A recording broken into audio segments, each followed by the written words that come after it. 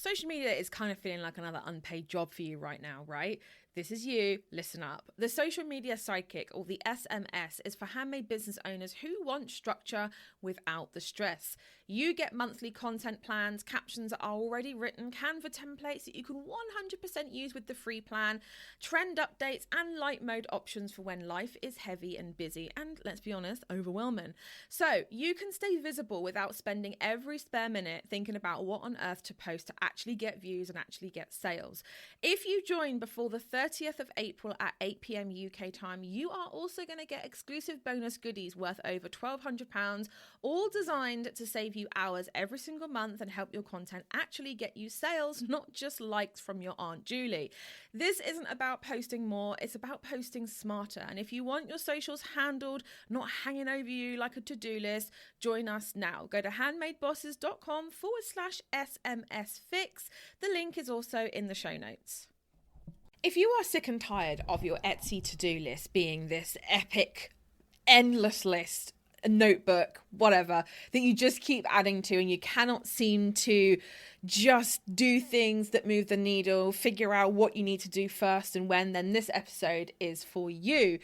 Because you are probably trying to do 17 different jobs, half done, and then wondering why nothing seems to be moving. You tweak your banner, you watch endless YouTube videos, rewrite half a title, open Canva, close Canva. Today, I basically want to help you to sort that out. So we are going to build you a 1 task a day plan for your shop. This is going to be like the light mode. So if you still want to grow your shop, but you don't have endless amounts of time, then this episode is going to be yours. It's basically going to be a simple rhythm so that you know what to do, what actually matters, and how to keep moving even when you've only got 10 minutes and half a functioning brain cell left because your life just seems to be so damn busy. Now, this episode is mainly going to be for beginner Etsy sellers, especially if you are in that stage where your shop is live, but ish. And yes, this also does apply to any platform really. It's not just an Etsy specific video, although I know a large portion of you do sell or want to sell on Etsy. So we are going to keep this really, really practical, like 1 task a day simple. Before I give you the daily plan, there's something that I really want to make sure that we understand. Not all Etsy tasks or handmade business tasks are created equal. Some tasks grow your shop, some tasks maintain your shop, and some tasks are just straight up procrastination. Uploading a listing photo that actually helps buyers understand the product in 1 second is one needle moving job.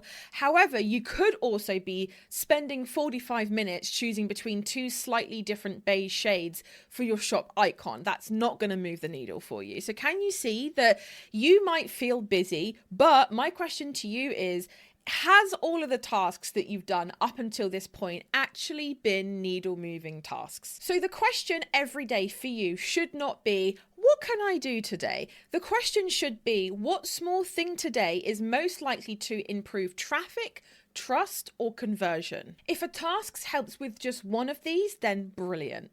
If it doesn't, it still might matter eventually, but it probably doesn't need to be done today. So let's now talk about what a needle moving task actually is. So a good daily Etsy task normally does one of the following 5 things. It helps people find you. It helps people understand what you sell.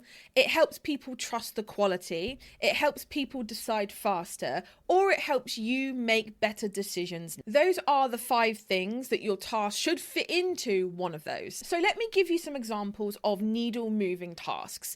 Improving a title so that it matches what buyers actually search, fixing a first photo so that the product is obvious straight away, finishing and publishing a listing, adding missing information that reduces hesitation, checking stats so that you can actually see what's getting clicks and what's getting ignored, improving 1 week listing instead of randomly staring at your whole shop, posting 1 piece of content that brings people to a product or a shop. And here's busy work task examples. Endlessly tweaking branding before you've proved anything of yours actually sells. Changing loads of things at once so that you can't see what's actually worked. Researching for 6 days instead of listing. Making more and more products before your current ones are actually perfectly presented. Reorganizing your craft room or your workspace because suddenly that feels super urgent. And rewriting everything from scratch when really it's just one little bit that needs to be rewritten. All of those things are productive procrastination.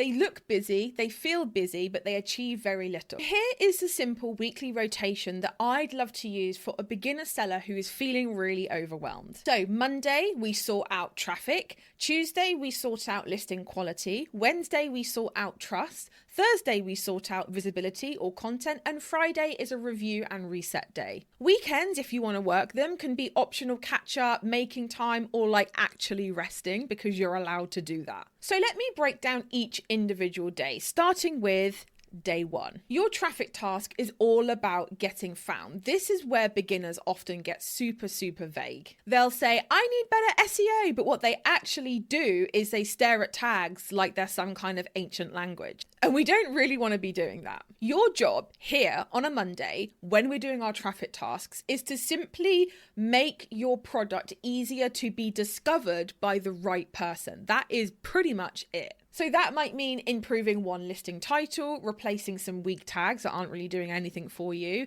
checking whether your product wording actually matches what a buyer would type, or making sure your first photo supports the click once you do appear in search. Etsy's not just about keywords, by the way. I know a lot of people like to think that it is, but it's really these days not, especially in 2026. They've completely changed the game. It's also about whether people click on your listing when they see it in the search result. If your title is stuffed with weird wording and your thumbnail image is murky, Etsy can show you, but buyers will not be clicking on your listing. And what happens is that over time, Etsy will see that, they'll pick up on that, and they'll go, okay, cool. We're going to push your listing lower and lower and lower. So a traffic task could simply be, today I'm fixing the title and tags on one listing that gets views but doesn't get many clicks. Now, let's look at day 2, which is going to be your listing quality task. This is where you're improving the actual product page.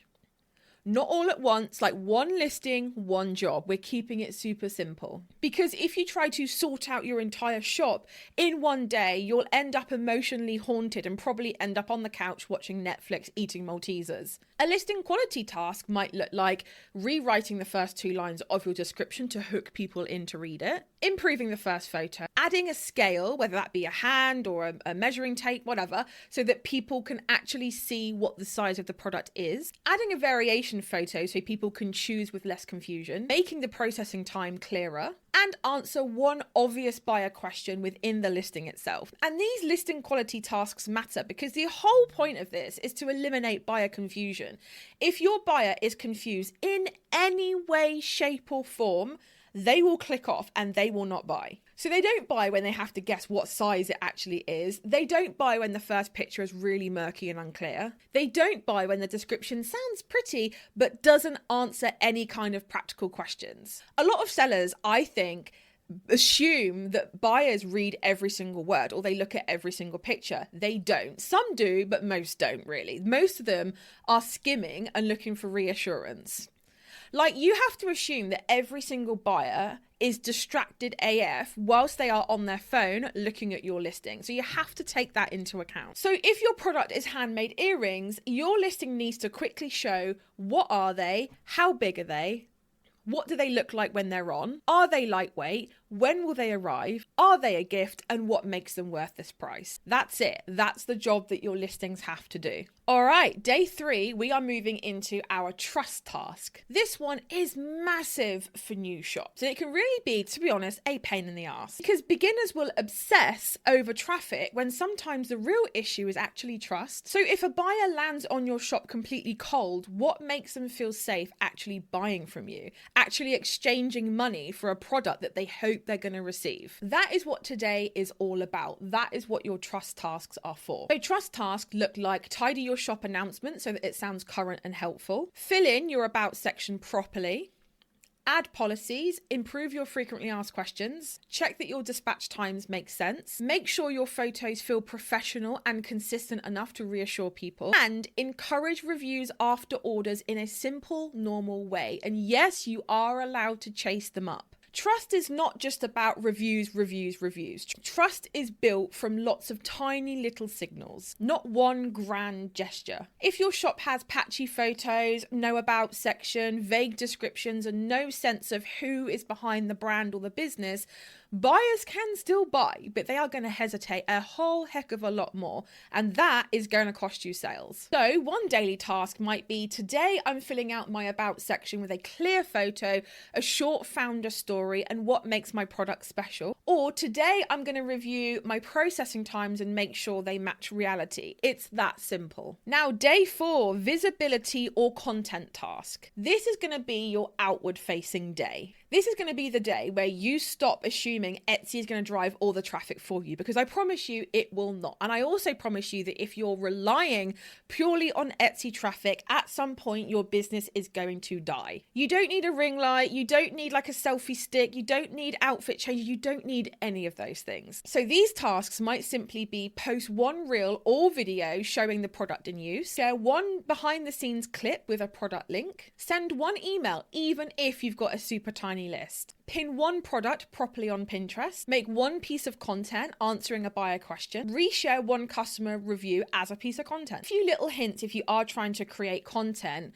Try creating content around what it is, who it's for, why people buy it, what problem it solves, and why your version is different. Okay, day 5 is going to be your review and reset day. Your Friday task is basically to have a look and see what is working and what's not. All you need to do is check your stats. That can be Etsy stats, Shopify stats, whatever. All you need to do is simply to notice patterns. Which listings got views? Which got clicks? Which got favorites? Which actually sold? Where is traffic coming from? Are people seeing this but not clicking? Are they clicking but not buying? Are they not seeing it at all? That actually tells you more information, and literally spending 30 minutes doing this is going to give you more information than spending 8 hours on YouTube learning stuff. This is going to tell you what tasks you need for the following week, because now your entire week is shaped by evidence, not just how you think and how you feel and vibes, let's be honest. And if this episode has made you realize that your listings really could do with some love and your whole shop is not converting, it's not selling, you're not even really getting views,